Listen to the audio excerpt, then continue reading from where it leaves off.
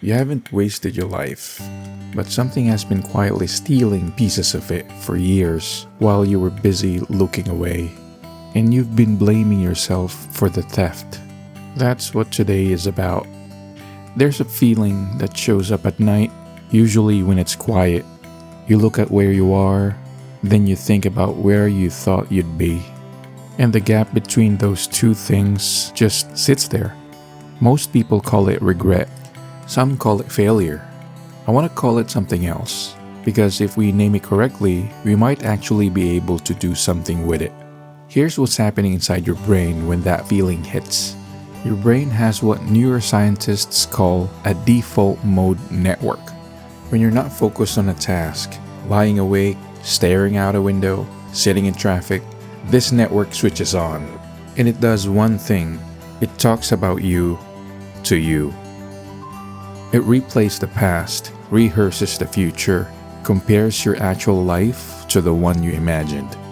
It's not trying to hurt you, it's just doing its job, reviewing, processing, calculating. But when the gap between your real life and your imagined life is wide, and for most adults it is, that network stops sounding like a review and starts sounding like a prosecutor. You could have done more. You should be further ahead. Look at what you haven't become. This is not weakness. This is not just you. In 1954, a social psychologist named Leon Festinger described something he called social comparison theory.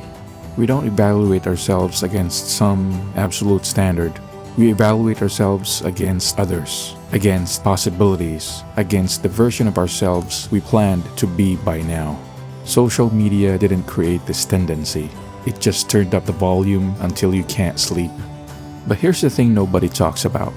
Thomas Gilovich and Victoria Medvec, two researchers who spent years studying regret, they found something that should genuinely stop you.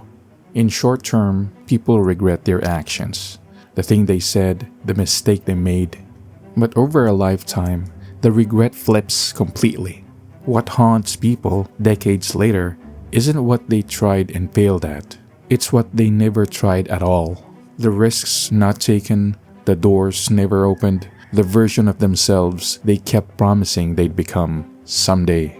So, if you're sitting with this feeling right now, this specific weight of the life you haven't lived, you're not looking at evidence of failure. You're looking at the part of you that still wants something. The part that still believes something is possible. That's not a wound, that's a signal. The Stoics had a practice called Memento Mori. It's Latin. It means, remember that you will die. But before you call that morbid, try and hear what they were actually saying. Marcus Aurelius, Roman emperor, one of the most powerful men in human history, wrote this to himself in a private journal, never intending anyone else to read it. Perfection of character is this: to live each day as if it were your last, without frenzy, without apathy, without pretense. He wasn't trying to frighten himself. He was trying to wake himself up. Memento Mori wasn't a threat. It was a clock, a reminder that the unlived life has an expiration date. Not to make you panic, but to make you move. The question it's really asking is this: if not now, when? Not someday, not when things settle, not when you finally feel ready, because the version of you that keeps waiting for the right conditions, that version never actually arrives anywhere. You haven't wasted your life. What you've done, what most of us have done, is spend years becoming someone, surviving things, learning things, carrying the weight that nobody else can see. That is not nothing. That is everything, actually.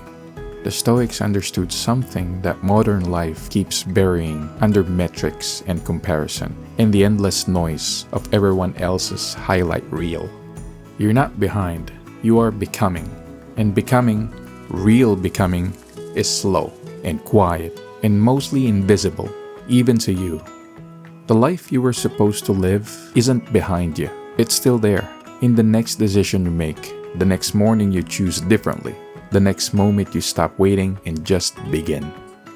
Memento Mori, not as a threat, as an invitation. You still have time. Use it like you know that. If this hits something real, you're exactly who this channel is for. Every week, one video, the real psychology and philosophy of being human. No performance, no life hacks, just the honest version.